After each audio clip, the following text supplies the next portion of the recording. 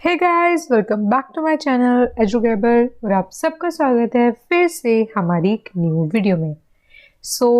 जिन बच्चों ने हमारा चैनल पहले से सब्सक्राइब कर रखा है और हमारी वीडियोस को फॉलो करते हैं तो उनको पता होगा कि मैं एक मिनी सीरीज चला रही हूँ for MA political science entrance 2022। ठीक है, उसके रिगार्डिंग मैं एक क्लास ऑलरेडी ले चुकी हूँ जो थी about approaches of comparative politics, जिसमें मैंने आपको सारी के सारी जो है अप्रोचेस वहाँ पे कवर अप करवाई थी विद थिंकर्स। और जितनी सरलता से, जितनी सिंप्लिसिटी से मैं आपको कम शब्द में जो है उसको बता सकती थी, मैंने बताने की कोशिश की है। बिकॉज मैं ज़्यादा डीपली जाऊँगी तो वीडियोज़ काफ़ी लंबी हो जाएंगी और फिर आप लोग भी नहीं देखोगे।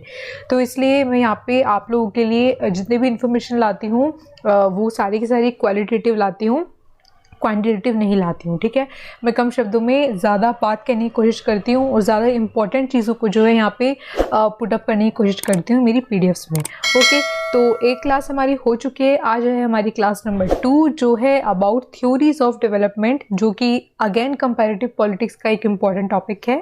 तो स्टार्टिंग मैंने कंपैरेटिव पॉलिटिक्स से की है। मैं पहले कंपैरेटिव पॉलिटिक्स में जितने भी आपके इंपॉर्टेंट टॉपिक्स हैं वो कवर अप करूँगी। सारे तो इम्पॉसिबल है, ऑब्वियसली यूट्यूब के भी कुछ अपने रिस्ट्रिक्शंस होते हैं तो, और मेरे पास अदर काम होते हैं अदर देन यूट्यूब। तो मैं सारा का सारा सिलेबस तो एक एक आपको स्पून फीडिंग नहीं करवा सकती हूँ, लेकिन जितना मेरे से हो सकेगा और जितनी इंपॉर्टेंट चीज़ें मैं आप लोगों के लिए लेके आ सकूँगी मैं ट्राई करूँगी। और उसी के रिगार्डिंग में एक वीडियो जो आपको करा चुकी हूँ, उसी के चलते हुए आज की दूसरी क्लास भी हमारी कंपैरेटिव पॉलिटिक्स से रिलेटेड है जो कि है अबाउट थ्योरीज ऑफ डेवलपमेंट, जिसमें हम डेवलपमेंट के पर्सपेक्टिव से कौन कौन सी डिफरेंट थ्योरीज हैं कंपैरेटिव पॉलिटिक्स में उनको जो है पढ़ने का कोशिश करेंगे। लेकिन बता दूं क्लास स्टार्ट होने से पहले कि प्लीज़ या तो आप कॉपी पेन लेकर बैठना या फिर वीडियो को काफ़ी ज़्यादा ध्यान से सुनना। और अगर वीडियो का पीडीएफ चाहिए तो वो आपको टेलीग्राम चैनल पे मिल जाएगा। टेलीग्राम चैनल का लिंक जो है डिस्क्रिप्शन बॉक्स में मिल जाएगा या फिर आपको चैनल के अबाउट में भी मिल जाएगा। ठीक है, तो मैं वहाँ पे जो है इसका पीडीएफ भी डाल दूंगी बिकॉज ये वीडियो बहुत बहुत बहुत इंपॉर्टेंट होने वाली है। Let's start.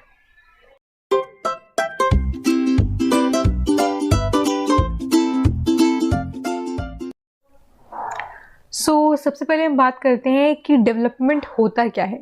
तो डेवलपमेंट होता है कि आपकी सोशो इकोनॉमिक कल्चरल चीज़ों में इस तरीके के बदलाव किए जाएं कि वो लोगों का लाइफस्टाइल और लोगों का जो स्टैंडर्ड ऑफ लिविंग है उसको इम्प्रूवमेंट में जो है हेल्प करे। तो ऐसी चीज़ को हम क्या कहते हैं, डेवलपमेंट कहते हैं। यानी कि किसी तरीके का प्रोग्रेस होना। ठीक है, किसी पुरानी स्थिति में सुधार लाते हुए अगर आप किसी कार्य को कर रहे हैं या उसमें कुछ बदलाव कर रहे हैं तो वो आपका डेवलपमेंट कहलाता है।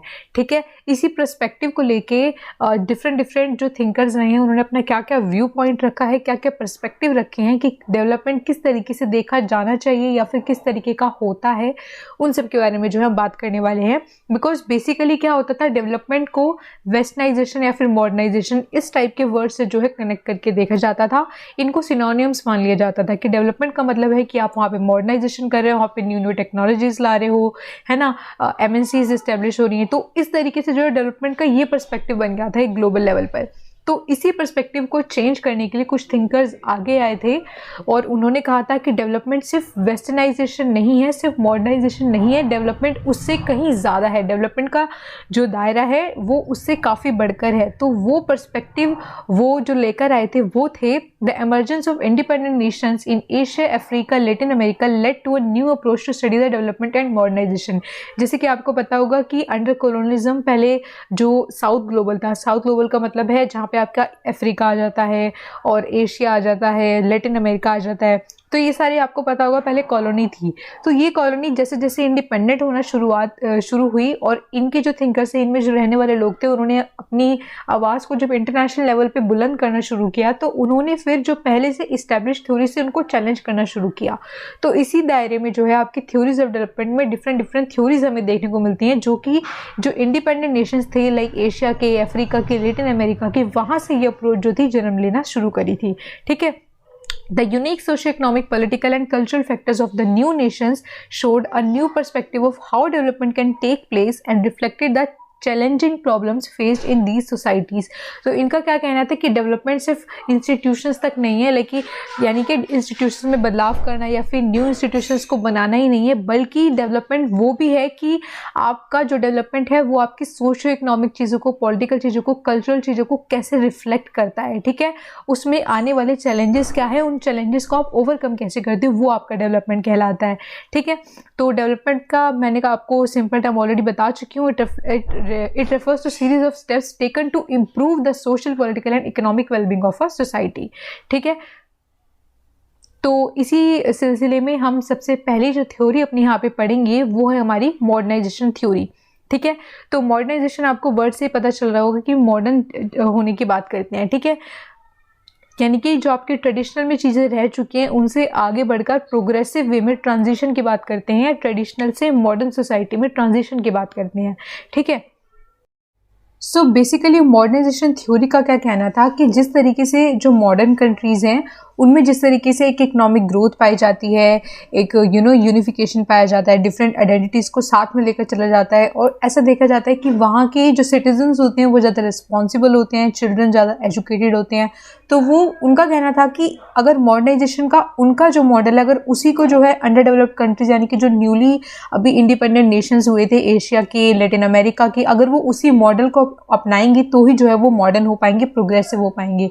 ठीक है, तो modernization theory originated from the ideas of the German socialist Max Weber. तो इस तरीके की जो आइडेंटिटीज़ थी, जो चीज़ें थी मॉडर्नाइजेशन की, वो किससे स्टार्ट होती हैं, वो मैक्स वेबर से स्टार्ट होती हैं, जो कि एक सोशियोलॉजी के थिंकर हैं। Okay, According to the modernization theory, modern societies are more productive, children are better educated and the needy receive the more welfare। जैसे कि मैंने आपको बताया कि मॉडर्नाइजेशन थ्योरी के जो सपोर्टर्स हैं उनका क्या कहना है कि जो मॉडर्नाइजेशन थ्योरी होती है, जो मॉडर्न स्टेट्स होते हैं उनमें जो है चिल्ड्रन एजुकेटेड होते हैं, वहाँ पे जो है स्टेट को ज़्यादा वेलफेयर तरीके से बताया जाता है, जो कि लोगों के अच्छे वेलबींग और उनके लिविंग स्टेटस को जो है बढ़ाने में हेल्प करता है। ठीक है, Coleman status 3 main features of modern societies. तो कॉलमैन एक थिंकर हैं, वो क्या बताते हैं, वो बोलते हैं कि किसी मॉडर्न सोसाइटीज़ में हमें 3 जो है मेन फीचर्स देखने को मिलते हैं। पहला है डिफ्रेंसिएशन ऑफ पॉलिटिकल स्ट्रक्चर, यानी कि वहाँ पर जो है हर एक पॉलिटिकल स्ट्रक्चर का अपनी एक डिफ्रेंसिएशन होता है, यानी कि उनके कामों में जो है उनके काम फिक्स्ड होते हैं, उनको पता होता है कि कौन सा काम किसको करना है और किसकी कितनी रिस्पॉन्सिबिलिटी है।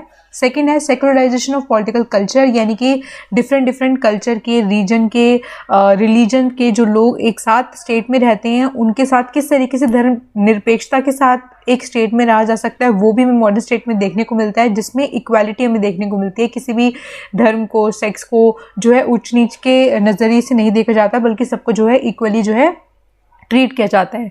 उसके बाद थर्ड वो बताते हैं enhances the capacity of a state.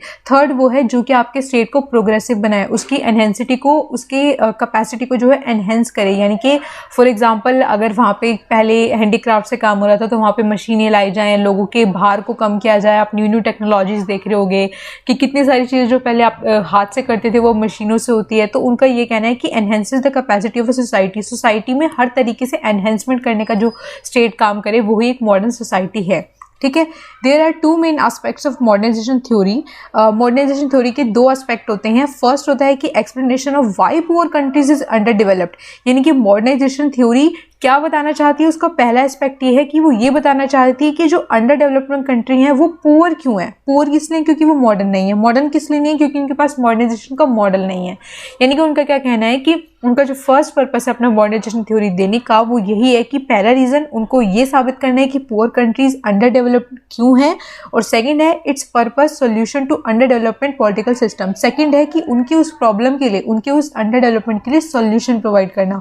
और सॉल्यूशन क्या है, मॉडर्नाइजेशन थ्योरी, यानी कि जिस तरीके से यूएसए ने और यूरोपियन कंट्रीज ने अपना जो मॉडल बना के रखा है, अगर उन्हीं सेम मॉडल को जो है अंडर डेवलप्ड कंट्रीज के अंदर, लैटिन अमेरिकन कंट्रीज के अंदर, एशियन कंट्रीज के अंदर अगर उनको अप्लाई कर दिया जाए तो वो कंट्रीज भी क्या हो जाएंगी, मॉडर्न हो जाएंगी। ऐसे किसका कहना है, मॉडर्नाइजेशन थ्योरी का। ठीक है, टेलकोट पार्सन बहुत ही एक फेमस थिंकर है, तो इनका नाम आपको हमेशा ध्यान रखना और कई जगह आपको सुनने को भी मिलेगा। Emphasis on the need of developing countries to adapt western values required for development. Talcott Parson का क्या कहना था कि जो डेवलपिंग कंट्रीज है, एक होता है अंडर डेवलप्ड कंट्रीज और एक होता है डेवलपिंग कंट्रीज। ठीक है, अंडर डेवलपमेंट का मतलब क्या है कि जो कंट्रीज अभी पूरी तरीके से डेवलप नहीं हो पाई हैं, और जब वो चीज़ों की तरफ बढ़ना शुरू करती हैं, डेवलपमेंट की तरफ बढ़ना शुरू करती है, तो उन्हीं को हम जो है डेवलपिंग कंट्रीज़ जो है कह देते हैं।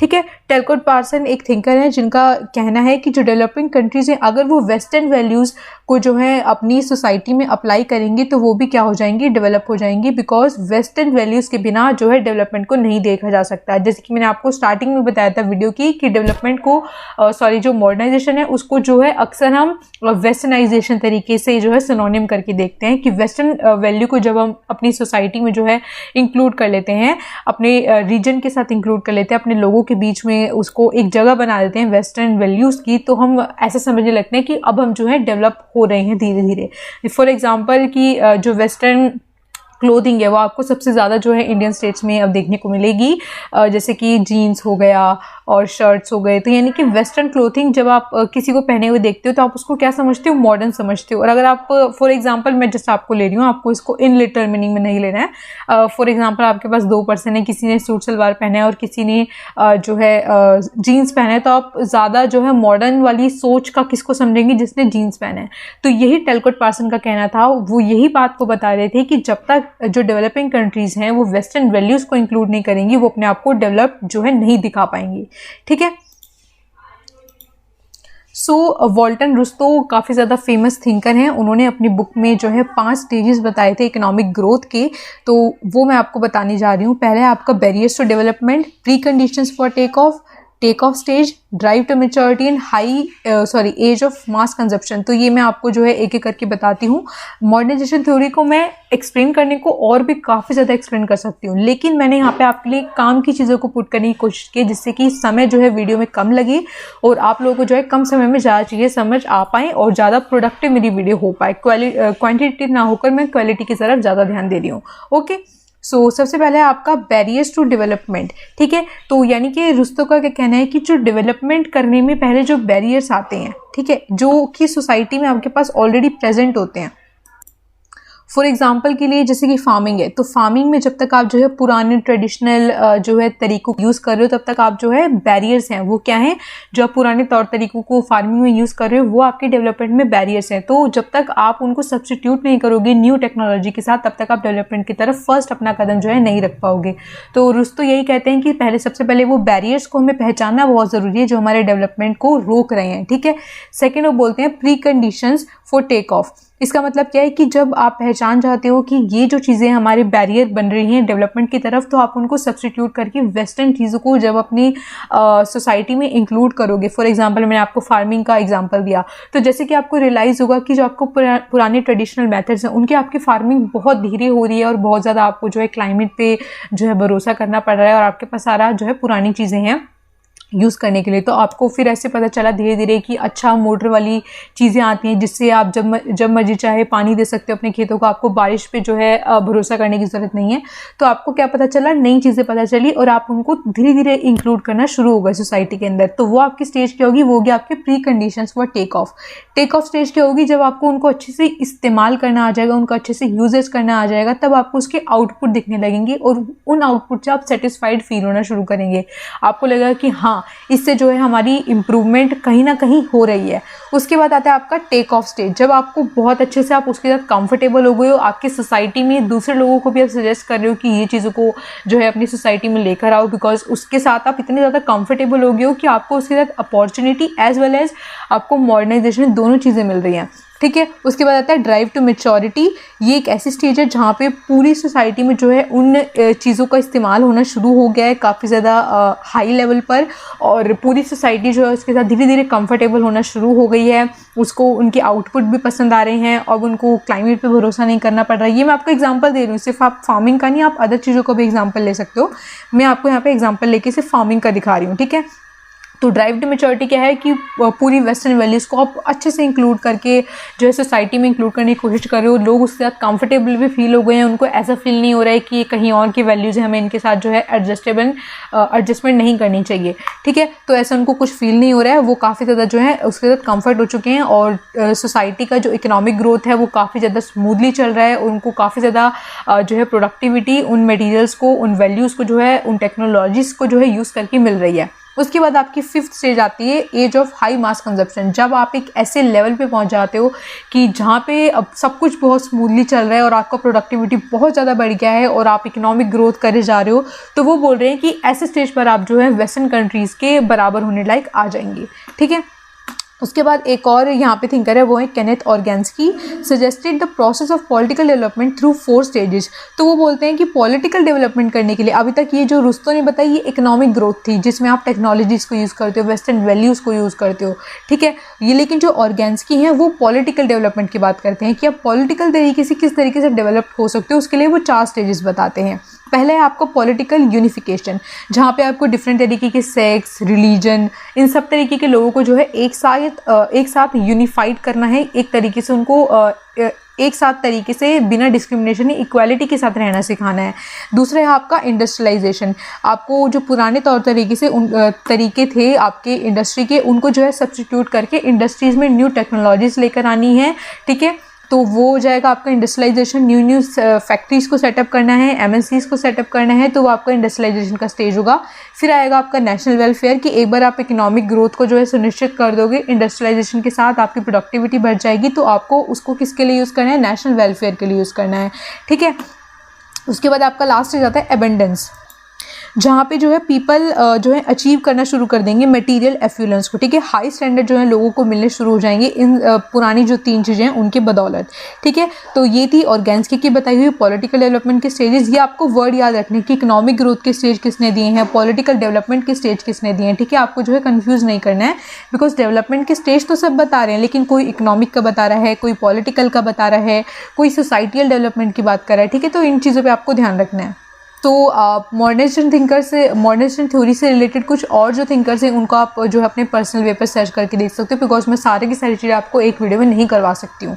तो मैं उनके नाम आपको बता देती हूँ, आप नाम को थोड़ा बहुत सर्च करके गूगल पर उनको पढ़ सकते हो। पहले आपके सैमुअल पे हंटिंगटन, जो कि काफ़ी बार जो है पेपर में आ चुके हैं कि सैमुअल पे हंटिंगटन किस थ्योरीज के साथ जो एसोसिएटेड है, काफ़ी बार क्वेश्चन आ चुका है काफ़ी सारे एंट्रेंस के अंदर। दूसरा उनकी जो बुक है वो है political development and political decay 1965। Second है आपके Gabriel Almond and Sidney Verba, फिर ल्यूसेंट पाए। तो ये कुछ अदर थिंकर्स थे जो डेवलपमेंट थ्योरी के साथ जो है एसोसिएटेड है। Okay, so the next theory is dependency theory, जिसको हम थ्योरी ऑफ अंडर डेवलपमेंट भी बोलते हैं। ठीक है, तो जो कंट्रीज़ किसी दूसरी डेवलप्ड कंट्रीज़ पे जो है डिपेंडेंट होती हैं अपने वेलफेयर के लिए, अपने डेवलपमेंट के लिए, अपनी प्रोग्रेस के लिए, तो उन कंट्रीज़ को हम क्या बोलते हैं, अंडर डेवलप्ड कंट्रीज़ बोलते हैं। और क्योंकि वो डिपेंडेंट है किसी और कंट्री पर, किसी और नेशन पर, किसी और आइडियोलॉजी पर, ठीक है, किसी और वैल्यूज़ पर, तो उसको हम क्या बोलते हैं, डिपेंडेंसी थ्योरी, यानी कि ऐसी कंट्रीज़, ऐसे नेशंस क्या हैं वो डिपेंडेंट हैं। सो the dependency theory seeks to analyze international politics by understanding the unequal relationship among nation state, that means between developed countries and the underdeveloped countries। तो डिपेंडेंसी थ्योरी बेसिकली उसका main theme क्या है बताने का, हमें basically dependency theory का जो idea है वो ये है कि वो हमें उस डिफरेंस को बताने की कोशिश करता है, उस डिफरेंस को रियलाइज़ करवाने की कोशिश करता है जो कि डेवलप्ड और एक अंडर डेवलप्ड कंट्रीज़ के बीच की है।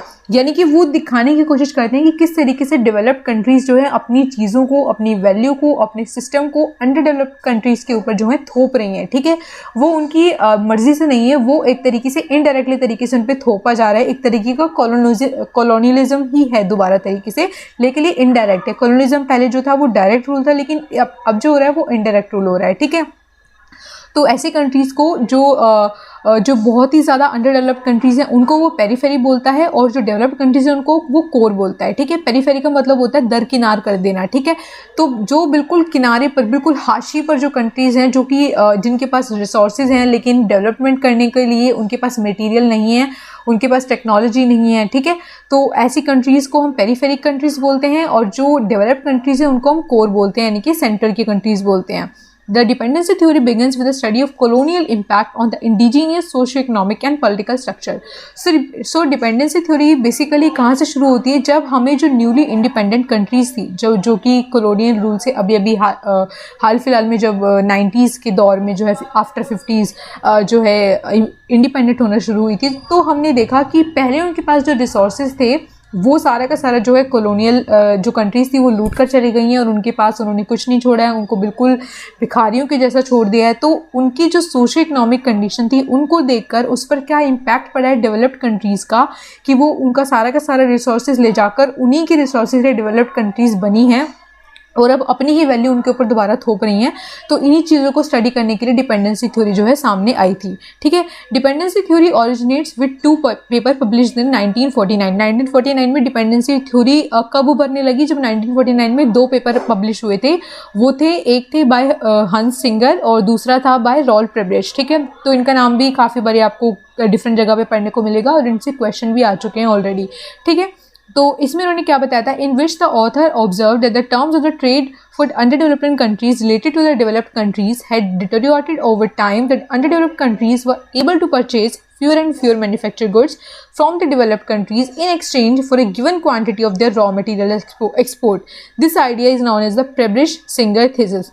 तो इसको मैं एक डायग्राम से आपको आसान भाषा में बताने की कोशिश करती हूँ। Let me make a diagram for you. Okay, हाँ, सो इसको हम डायग्राम से अगर समझने की कोशिश करें तो हम एक सर्कल बना लेते हैं पहले। ठीक है, मैं माउस से बना रही हूँ इसलिए प्लीज़ ये करेक्ट नहीं है, सो उसके लिए माफ़ी, बट मैं पूरी कोशिश करूँगी कि आपको समझ आ सके कि मैं क्या बताने की कोशिश कर रही हूँ, मेरा मेन आइडिया आपको समझ आ जाए। ठीक है, तो इसके अंदर हम एक और सर्कल बनाते हैं। जो डेवलप्ड कंट्रीज़ होती हैं, कोर की कंट्रीज़ होती हैं, सेंटर की कंट्रीज़ होती हैं, वो हैं यहाँ पर। तो यहाँ पे मैं सी लिख देती हूँ कि ये कोर कंट्रीज़ हैं और पेरीफेरी लिख देती हूँ बाहर की। ठीक है, यानी कि जो हाशिए पर कंट्रीज़ हैं। तो यानी कि जो इन दोनों का आइडियाज़ था वो क्या कहना था कि जो पेरीफेरी की कंट्रीज़ हैं वो यहाँ से रिसोर्सेज कहाँ जा रहे हैं? कोर के अंदर जा रहे हैं और उन्हीं रिसोर्सेज का यूज़ करके वो उस रॉ मटेरियल को तो काफ़ी सस्ते दाम पर जो है अंडर डेवलप्ड कंट्रीज से ख़रीद लेते हैं, लेकिन उन्हीं रिसोर्सेज का इस्तेमाल करके उनके रिसोर्सेज से जब वो एक फाइनल प्रोडक्ट को जो है तैयार कर लेते हैं तो उसको बहुत महंगे दामों पे कहाँ बेच देते हैं? पेरीफेरिक कंट्री में। तो इस तरीके से वो क्या कर रहे हैं कि उन्हीं का मटेरियल यूज़ करके उन्हीं की कंट्री में दोबारा बेच रहे हैं, उससे भी काफ़ी ज़्यादा हाई लेवल पर, जिस लेवल पर उन्होंने ख़रीदा था। तो वो यही बता रहे हैं कि इस तरीके का शोषण करके जो है अपनी वैल्यूज़ को वो उन पर थोप रहे हैं, अपनी चीज़ों को उन पर थोप रहे हैं।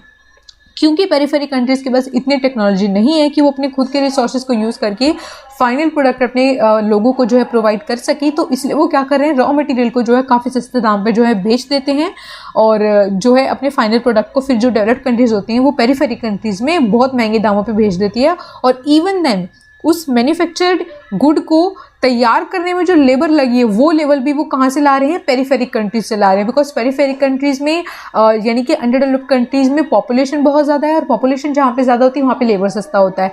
तो यानी कि वो उन्हीं की लेबर यूज़ कर रहे हैं, उन्हीं का रिसोर्स यूज़ कर रहे हैं, अपनी सिर्फ वो टेक्नोलॉजी को यूज़ करके क्या कर रहे हैं? अपनी टेक्नोलॉजी को इस्तेमाल करके वहीं के रिसोर्सेज और वहीं की लेबर की इस्तेमाल करके वो आपको काफ़ी ज़्यादा जो है महंगा प्रोडक्ट आपकी कंट्री में बेच रहे हैं। तो इस तरीके से जो है वो बताते हैं कि किस तरीके से डेवलप्ड कंट्रीज जो अंडर डेवलप्ड कंट्रीज़ का जो है शोषण कर रही है। तो इसको क्या बोला जाता है? प्रेबिश-सिंगर थीसिस बोला जाता है। इस पूरे कंसेप्ट को यहाँ पे जो है प्रेबिश-सिंगर थीसिस बोला जाता है। ओके,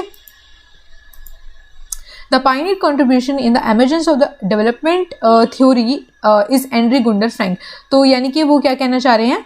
वो बोल रहे हैं कि एक और जो इम्पॉर्टेंट थिंकर हमें देखने को मिलते हैं, वेट, वो है हमारी एंड्री गुंडर फ्रैंक। ठीक है, तो वो हमारी एक और क्या है? एंड्री गुंडर फ्रैंक जो है और वॉलरस्टीन। तो ये दोनों भी जो है काफ़ी ज़्यादा इंपॉर्टेंट थिंकर हैं जब डिपेंडेंसी थ्योरी की बात करते हैं who have advocated that the under developed countries of the third world countries was due to the development of developed countries to whom former is dependent। यानी कि वो क्या बोल रहे हैं कि डिपेंडेंसी थ्योरी का ओरिजिनेशन का मतलब क्या है, यानी कि डिपेंडेंट होने का मतलब क्या है कि जो अंडर डेवलपमेंट कंट्रीज है, जो थर्ड वर्ल्ड की कंट्रीज हैं, ऐसी कंट्रीज को हम थर्ड वर्ल्ड कंट्रीज भी बोलते हैं।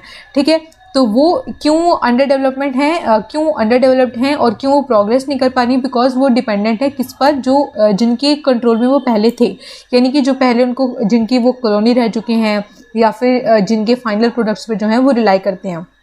The main advocates of dependency theory are, तो ये कुछ मेन थिंकर्स हैं जो डिपेंडेंसी थ्योरी के साथ जुड़े हैं। पहला है एंड्री गुंडर फ्रैंक, फिर आता है आपका रॉल्फ प्रेब्रेश, वॉलरस्टीन, डॉस सैंटोस, और सेंकल, सेमिरामिन, हमजा अल्वी और सेल्सो फर्डाटो, रोडोल्फो। तो ये सब आपको फ्रेंड्स फैनन, तो ये कुछ नाम हैं जो आपको जो है पता होने चाहिए कि डिपेंडेंसी थ्योरी से कौन कौन से जुड़े हुए हैं। बिकॉज कई बार क्वेश्चन ऐसे भी आ जाता है कि इनमें से कौन सा थिंकर डिपेंडेंसी थ्योरी से नहीं जुड़ा है। तो नहीं जुड़ा होने के लिए आपको पहले पता होना चाहिए कि कौन जुड़ा है, ठीक है। तो अगर आपको बाकी 3 पता होंगे कि हाँ ये तो जुड़े हुए हैं, तो आप जो है आसानी से क्वेश्चन को टैकल कर लोगे, ठीक है। सो नेक्स्ट हम चलते हैं हमारा वर्ल्ड सिस्टम थ्योरी। ये हमारी आज की लास्ट थ्योरी होगी जो है world system theory. The theory is developed by the Immanuel Wallerstein. तो इस थ्योरी का जो मेन जनक है, फाउंडर है, वो कौन है? इमैनुअल वॉलरस्टीन, जिन्होंने कि 1979 में इस थ्योरी को दिया था। In which he talked about establishment of a global economic capitalist system. तो वो एक ऐसे इकोनॉमिक सिस्टम की बात करते हैं जो कि किसी नेशन स्टेट तक जो है सिमिट तक नहीं रह जाता। वो एक ग्लोबल लेवल पर, यानी कि एक वैश्विक लेवल पर एक इकोनॉमिक कैपिटलिस्ट सिस्टम बनाने की बात करते हैं। That depicts and controls the relationship between the countries existing with in it. जो कि उसके अंदर जो नेशंस आएंगे, उसके अंदर जो कंट्रीज आएंगी, उनके जो इकोनॉमिक चीज़ें हैं उनको जो है आपस में कंट्रोल करेगा, उनके रिलेशनशिप्स को बनाएगा, ठीक है। The theory is developed by Immanuel Wallerstein 1970 in which he talked about he, और ये मैं आपको बता चुकी हूँ, ठीक है। तो one must look at the world system as a whole rather than just at the individual level. तो यानी कि वॉलरस्टीन का क्या कहना था कि जिस तरीके से बाकी जो थिंकर हैं वो कंट्री लेवल पर जो है चीज़ों को समझने की कोशिश कर रहे हैं, तो वो बोलते हैं कि आज के वैश्विक जो समाज है वहाँ पर हम इतने ज़्यादा इंटर रिलेटेड हैं सारे स्टेट्स के साथ कि हम किसी भी नेशन को पर्टिकुलरली नहीं समझ सकते हैं जब तक हम उसको वैश्विक तौर पर नहीं देखेंगे। तो उनका क्या कहना था कि हमें किसी भी स्टेट को समझने के लिए, किसी भी सिस्टम को समझने के लिए, किसी वैल्यू को समझने के लिए हमें नेशन के स्टेट पर इंडिविजुअली में नहीं देखना चाहिए, हमें उसे एज अ होल एक वैश्विक सिस्टम का पार्ट देखना चाहिए, ठीक है। In order to understand why countries are rich और poor we should be looking at the global economic institutions and corporations rather than the countries. यानी कि वो बोलते हैं कि अगर आपको जो पुअर कंट्रीज हैं, जो अंडर डेवलप्ड कंट्रीज हैं, अगर ये जानना है कि वो अंडर डेवलप्ड क्यों है, वो पुअर क्यों है, तो आपको ये नहीं देखना चाहिए कि वो किस पर डिपेंडेंट है या किस पर नहीं। आपको ये देखना चाहिए कि वर्ल्ड का जो इकोनॉमिक लेवल पर पूरा सिस्टम चल रहा है, जो वर्ल्ड लेवल पर इंस्टीट्यूशंस हैं, फॉर एग्जांपल आपका वर्ल्ड बैंक हो गया, IMF हो गया, तो उन पर किसका राज है, वो किसकी मान रहे हैं, उनमें किस तरीके के वैल्यूज़ जो हैं चल रही हैं। अगर आप उनको चेंज करोगे तो पुअर कंट्रीज़ की जो चीज़ें हैं वो अपने आप जो है बदलने लग जाएंगी। नेक्स्ट है हमारी ग्लोबलाइजेशन थ्योरी। सॉरी मैंने उसको बोला था लास्ट थ्योरी है, बट अभी बस एक और थ्योरी और बची, वो हमारी लास्ट ग्लोबलाइजेशन थ्योरी, ओके। सो ग्लोबलाइजेशन थ्योरी काफ़ी आसान सी है और आपको ग्लोबलाइजेशन जैसे कि नाम से पता चल रहा होगा। तो ये थ्योरी क्या बोलती है?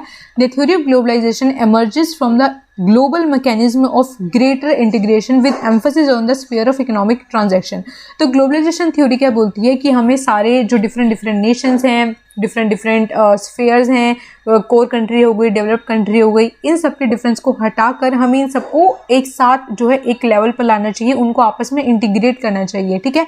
स्पेशली जो इकोनॉमिक लेवल पर जो है बात हो, यानी कि उनको आपस में ट्रेड करना चाहिए, किस तरीके का कोई बैरियर नहीं होना चाहिए, एक तरीके का रिलेशनशिप हम सबको लोगों को ग्लोबली लेवल पर आपस में नेशंस को बनाना चाहिए, ठीक है।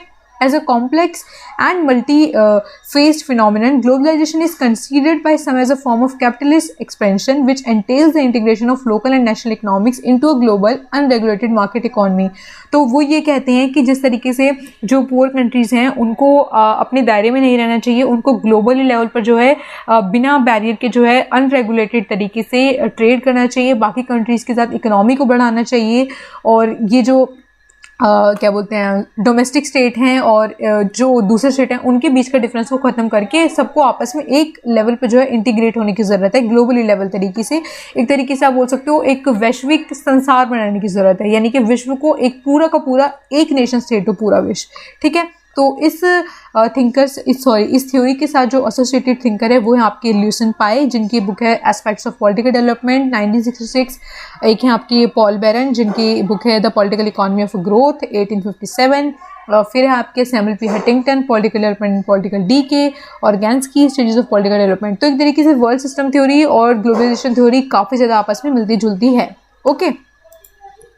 सो थैंक्स फॉर वॉचिंग। आज के वीडियो में सिर्फ इतना ही, मिलते हैं आपसे नेक्स्ट वीडियो में। आई होप आपको वीडियो पसंद आई होगी, समझ आई होगी और जो है आपको एंट्रेंस में हेल्प करेगी, चाहे आपको यूजीसी का एंट्रेंस हो, एमए एंट्रेंस हो या फिर कोई अदर एंट्रेंस हो जिसमें आपको पॉलिटिकल साइंस का पार्ट आता है। ओके, सो मिलते हैं आपसे नेक्स्ट वीडियो में एक अनदर टॉपिक के साथ। तो अभी जिस तरीके से मैं कंपैरेटिव पॉलिटिक्स के 2 पार्ट करा चुकी हूँ, 2 टॉपिक करा चुकी हूँ, अप्रोचेज, और आज मैं आपको डेवलपमेंट थ्योरीज करा चुकी हूँ। तो इस तरीके से नेक्स्ट मैं वीडियो लेकर आऊँगी, मोस्ट प्रोबेबली पावर वो लेकर आऊँगी शायद। सो तब तक के लिए good bye, take care and please channel को सब्सक्राइब कर लेना अगर आपको मेरी वीडियो पसंद आ रही है, बिकॉज मैं देख रही हूँ कि आप लोग वीडियो देखते तो लेकिन सब्सक्राइब नहीं करते हो, तो मुझे ऐसे मोटिवेशन नहीं मिलता है, मुझे पता नहीं चल पाता है कि आप लोग को वीडियो पसंद आ रहा है, कंटेंट पसंद आ रहा है या नहीं आ रहा है। तो प्लीज़ चैनल को सब्सक्राइब जरूर कर लेना और आगे जो बेल आइकन है उसको प्रेस कर लेना ताकि आपको नोटिफिकेशन मिलती रहे। और ज़्यादा जानकारी के लिए टेलीग्राम को ज्वाइन कर लेना, वहाँ पर मैं आपको अपडेट्स डालती रहती हूँ, डिस्क्रिप्शन बॉक्स में आपको लिंक मिल जाएगा। सो बाय बाय, टेक केयर।